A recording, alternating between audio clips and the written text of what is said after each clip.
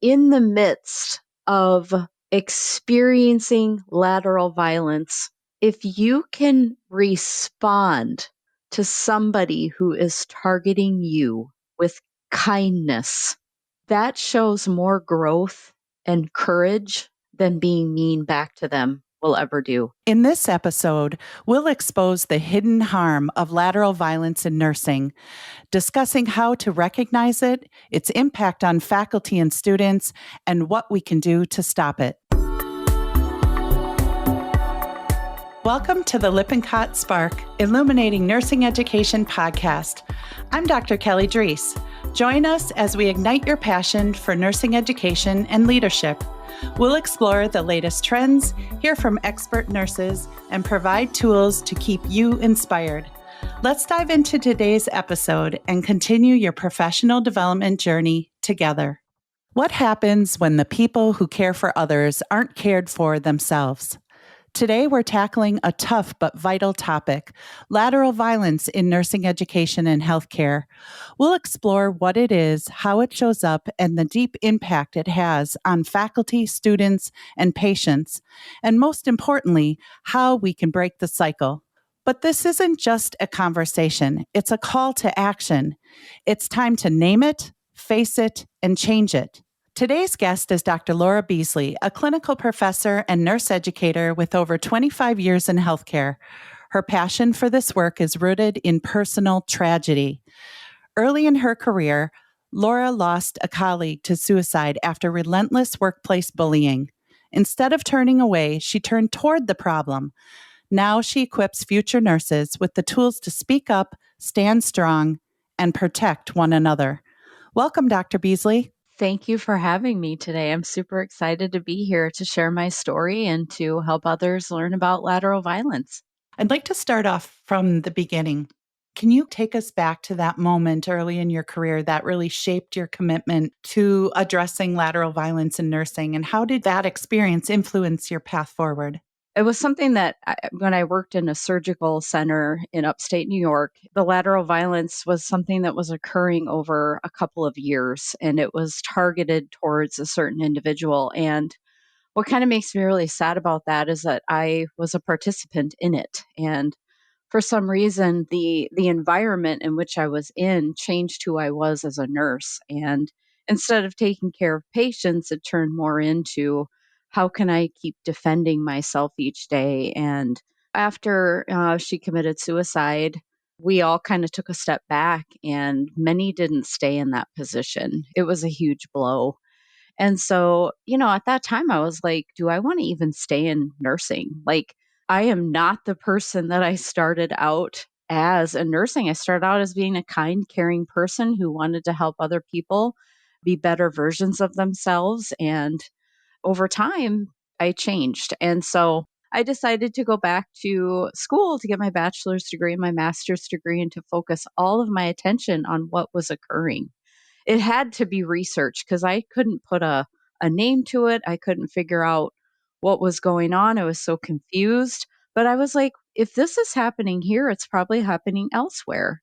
And so that started my journey down a long path of research and discovery. And then in the end, I was trying to get in front of any crowd that I could to educate them about it because the last thing I wanted was this for it to happen to other people. And also thinking about patient care. Like when these things are going on, where's the patient on all of this? And so that's kind of a short story of how it all began. So, for those who are unfamiliar, what exactly is lateral violence and why do you think it's so prevalent in nursing education and practice? What are those ripple effects that we see for faculty and students and the nurses on the floor and ultimately, like you said, patient care? Yeah. Okay. So this is going to sound very scripted. There's many definitions to lateral violence, but I think one that I like best is by somebody who I look up to in this area, Cynthia Clark. She's done a lot of research on it and has written, I think, now her third edition of a book. The definition that I really like is that lateral violence is hostile, it's aggressive, it's non supportive behavior that occurs between peers. often shown through verbal abuse, exclusion, sabotage, passive aggressive actions. And in nursing, sometimes it's summed up in a phrase, nurses eating their young, which is ridiculous that that is even But it's a so true. phrase. Yeah, It but happens. I must distinguish between incivility and lateral violence because there's a lot of incivility, like people being unkind to one another passively. The distinction between incivility and lateral violence is that lateral violence is targeted. I am targeting an individual for some reason. Whereas incivility is kind of just like a kind of just being rude or having a bad day or, sarcasm. But Eye lateral, rolling, sighing, yeah, right? Yeah. yeah, all those overt and covert behaviors. And so lateral violence is more targeted. I must make that distinction because people might think, oh, so and so is being rude to me today. That's lateral violence.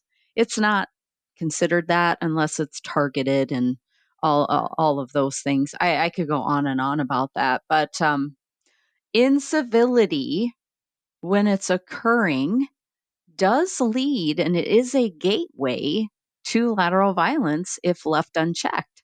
So yeah, I mean we're all going to come into work and have a bad day and maybe say something mean or unintentional, but if that goes unchecked for too long, that can be a gateway to lateral violence and something that needs to be addressed. So you asked what the implications are. I think you said to students, faculty, and patient care. Um, so in regards to higher education, we have a lot of nursing students that come into our programs, and I'm sad to say this, but a lot of times nursing students learn that behavior while in their nursing programs. There's many, many different studies out there, but a recent study in 2024 stated that 77.8% of students reported experiencing some sort of incivility while in a nursing program, whether it be from nurse educators teaching in there or clinical preceptors or seeing it on the floor. So they're seeing it, they're very impressionable, and so they're thinking, "Wow, okay, this is how I need to be in order to be a nurse. We've got to fight, through This is this." how I should conduct my business, right? This is how I should treat people. This is what I'm Yeah. learning. Yeah. Yeah. Yeah. And looking back, and maybe you can say the same, I saw little bits of that in my program, and we're like, oh, I guess I need to be challenging and authoritative and kind of rude here and there to get my point across and all of that. So, students often learn it in nursing education.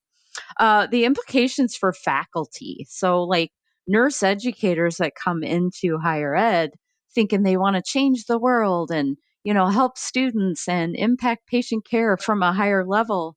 They're actually nursing educators often experience it within their own unit from other nurse educators. And so, one of the reasons why there's such a high vacancy rate of almost 8% right now is because of lateral violence that occurs in the nursing education unit.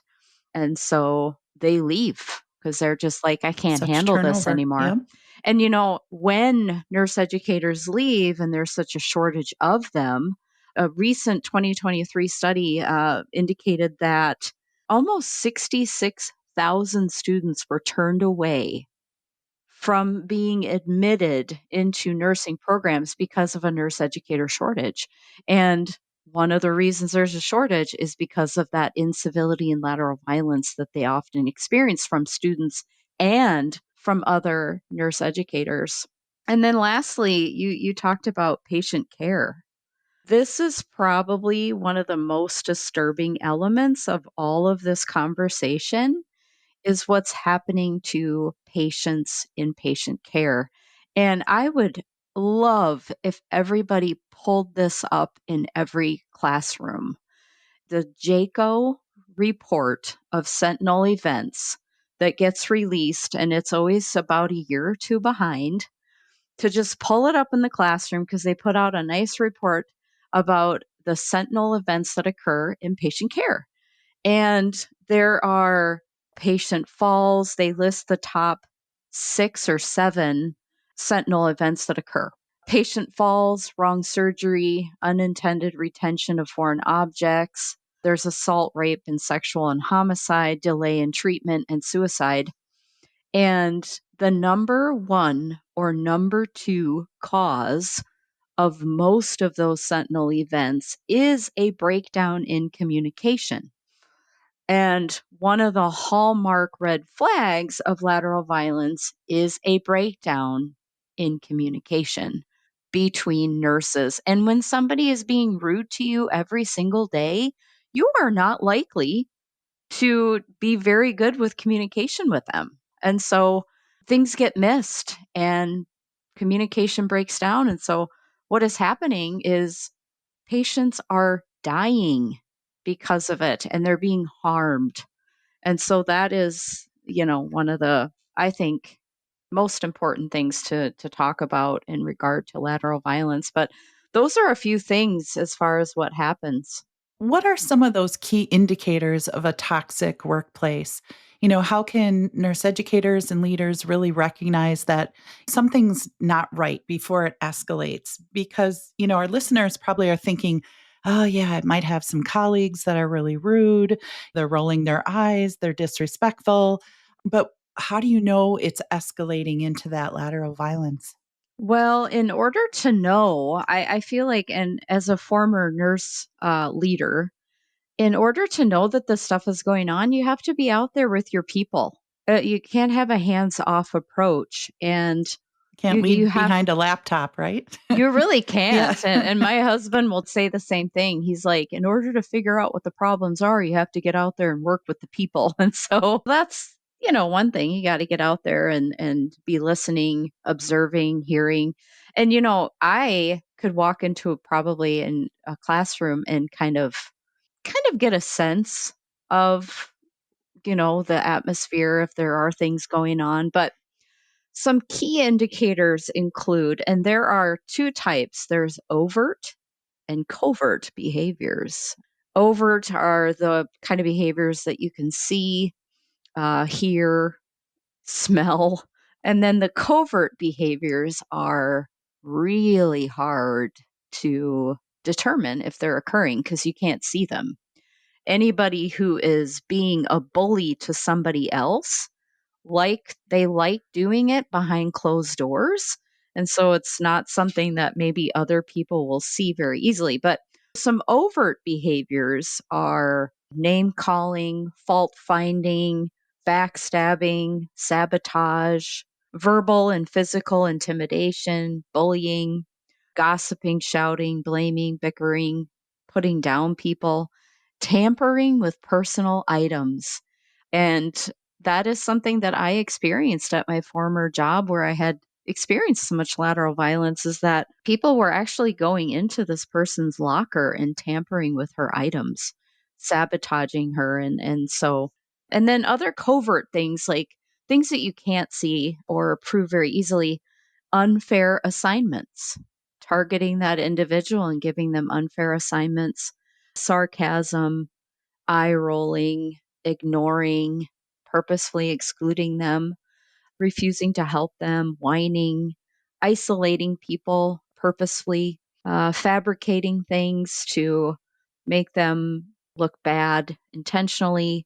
And then we could add in social media and emails. I mean, those are things that are hard to pick up on. Also, another thing, too, that I noticed, especially in meetings and faculty meetings, people who are being bullied often don't speak up, they go silent. And so I was always very much aware of that as a former nurse leader. Whenever I'd have a faculty meeting, I'd be looking for people who seemed to be afraid to say anything. And so that was one thing. And one thing in healthcare is silence kills. If you don't feel empowered to speak up or you're too afraid to, that can cause patient harm. And a couple of other things: high staff turnover, chronic absenteeism, people getting sick a lot, breakdown in communication, poor patient outcomes, There are lots of things to discuss here, but those are a Those few are things. Yeah. Yeah. And, for those nurse leaders, program chairs, department chairs, associate deans, deans, right? Paying attention, being able to read the room and be present, be a present leader, and lead with purpose. Thinking about that subtle sabotage that could lead to hostility, which really erodes that trust and that morale within that team, right? The faculty team. And as you said, the students are watching. They see how faculty treat each other. And a couple examples that are experiences that I have had, some are a little bit subtle, again, the eye rolling or the sighing, or just you mentioned unfair assignments, etc. But one of the program chairs was on a Zoom call, and it was the large faculty body, meeting, and asked for input. And one of the faculty spoke up and said, I believe XYZ. And the program chair decided to mute the faculty because they didn't like what they were saying. So obviously, that is a sign there when other faculty are muting each other on Zoom or whatever platform they're using. And coming into a meeting, I've heard people say, "Oh, thank you so much for gracing us with your presence." Very snide and rude, and all the way to one of my cringiest examples, which, oh, I hate. This is not even a this example is kind of shocking. Is one of the faculty came into her office, and on her desk was toilet paper rolls. After you're done with the toilet paper, there's a roll left. There was an entire pile of toilet paper rolls on this faculty's desk with a sticky note that said, "Eat blank." Talk about sabotaging and just rude, and it's hard to put words to it. So when we see these things, right, how do you provide that support when somebody is experiencing incivility or experiencing lateral violence? What does meaningful support look like, and how can we empower those individuals to really speak up and feel safe in doing so? I can say for certain that being silent about it, and I'm just going to say that again because this is so impactful to me when I see it, is that I could either just be silent and choose to ignore it and not get involved, right? Oh, it's none of my business. But when you are silent, you are actually allowing it to continue. And that's really powerful stuff. So you're And I condoning it, I You mean, in some are. way. You're allowing it to continue, which is absolutely awful. And people will say, well, I'm being civil. Yeah, well, simply being civil and ignoring the issue isn't going to help anything. And so don't be silent. I think it's very helpful when you can speak up and maybe talk to the person that's being targeted and say, listen, what's happening right now, it's not okay. And you shouldn't expect this. Some hospital units, some nursing education units, they think, oh, this is just how it's supposed to be, right? We're supposed to battle it out every day and be rude to one another. That's how stuff gets done. And so you can take them aside and just say, this is not okay. This might be what's happening, and this is what you can do about it. So, supporting people when you see it and encouraging them to speak up is helpful. Documenting are very helpful. And if it's happening on a nursing unit, what kind of tools can you give somebody? I always tell my nursing students, if this is happening on the nursing unit, what you can do is completely 100% focus all of your attention on your patient. I honestly feel like if all of our attention were on the patients, all of our problems would disappear. Like, go into your patient room and have a conversation with them. If there's a hostile environment at the nurse's station, go to your patients and talk to them. Oftentimes, just removing yourself from that is helpful because you can't always control what the bully is going to do or say. You can't control that. All you can control really is your reaction to it. And so just leaving and walking away. I'm going to go talk to my patients, which is what we're supposed to be doing anyway. I feel like too, getting this in front of every nursing program in the embedding it into the curriculum and not just talking about it one time, but every single semester and embedding it into everything we talk about. And then also guiding and helping new leaders, nurse leaders often don't get the training that they need to combat this. So those are a few things that I can suggest on how to help. And I think about disrupting the cycle, those actionable steps that nursing faculty and administrators really can take to disrupt and prevent this, right? That cycle of lateral violence, because if it's happening in nursing school, it continues onto the floor through clinicals and then ultimately when the students graduate. So how do we break that cycle? And a lot of times it is also about what are your resources too? Who do you go to?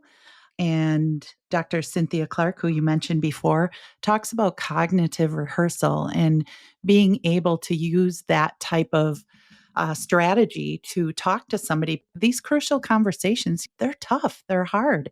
And to be able to use that type of strategy to talk to these individuals who may be experiencing this lateral violence or the bully themselves, right? And if that leader is paying attention, how do you address that? Because if you don't, you're condoning it I more. am Mhm. so glad that you brought up cognitive rehearsal. It's called teaching cognitive rehearsal as a shield for lateral violence. It is one of the foundational studies that I looked at to launch my whole platform, if you will, in the research of lateral violence. And so, cognitive rehearsal is one thing that every nursing student should have in their hands. In this study, they give people tools to combat it, and it's actionable steps that you can give to a new nurse and graduate to be like, if somebody is rolling their eyes at you, what are you going to do? And so it's a great study. It really is. Dr. Beasley, how can healthcare leaders create that culture rooted in respect and professionalism and open communication? Where do you begin to break that cycle? What does it truly take to lead by example? There's a lot of things out there that one could do. Kind of more importantly, how do you know it's even occurring? And first you gotta get out there. As and some of the nurse leaders that I respected the very most were the ones that put on a white jacket and got out there and worked with their people. And so that's really where you're going to find those issues, is when you're out on the floor and not sitting in an office somewhere. Knowing that it's occurring is probably one of the first steps, right? And also, how are you going to measure it? There are a ton of tools out there now that nursing leaders can use to measure how well people are doing emotionally on their units. And so finding a tool to measure it. And not only that, so okay, so you measured it, you know it's occurring. So what are you going to do? Implementing a zero tolerance is great. Like, it's a great thing. But my experience with zero tolerance policies is that you don't know what the consequences are. And so creating the zero tolerance, creating uh you know, educating people on what it is, creating a zero tolerance policy and saying these are the consequences of what will happen if we find this occurring, and setting those standards, and from day one, this will not be tolerated because of X, Y, and Z. And really doing a good job in really teaching the faculty, the nurse, the RNs or the LPNs on the floor, on what it is, and giving them tools to combat it. I'm going to go back to the cognitive rehearsal study. That study, I can't remember how many people were impacted, but when new nurses were given the tools, the prevalence of lateral violence in that hospital decreased significantly. So just giving them tools and encouraging dialogue, supporting the new nurses coming on your unit, I have many stories of new nurses that went on to a unit and experienced these things firsthand. They reach out to me and tell me these stories. 60% of our new nurses will leave their first job because of this. So, giving them the tools that they need to survive in that atmosphere is very important. And lastly, leading by example. Leading by example. Controlling your own behavior. You know the consequences of action, but really how do you build a highly effective team that does respect each other, that has that professionalism, that in a world where we can be anything, be kind, right? To choose kindness and to, help our fellow colleagues as we see them struggling. And that will permeate, and have that ripple effect with our students and really defining what is a highly effective team, collaborative team. As a nursing administrator, as a dean for many years, about 10 years, I conducted stay interviews, not just interviews when people leave, like, why are you leaving, nursing education, but why are you staying? Let's talk about that. What do you like about this role? What do you like about this job and how you're being treated? Is there anything we can do different? Get their feedback and just, build that culture of appreciation and collaboration and just kindness. And I think that's so important, those stay interviews as well to keep your pulse on what's going on. Exactly. Exactly. So, Dr. Beasley, what's the one spark, right? The spark. This is Lippincott Spark podcast. So, what is that spark or pearl of wisdom you hope listeners walk away with after hearing this episode?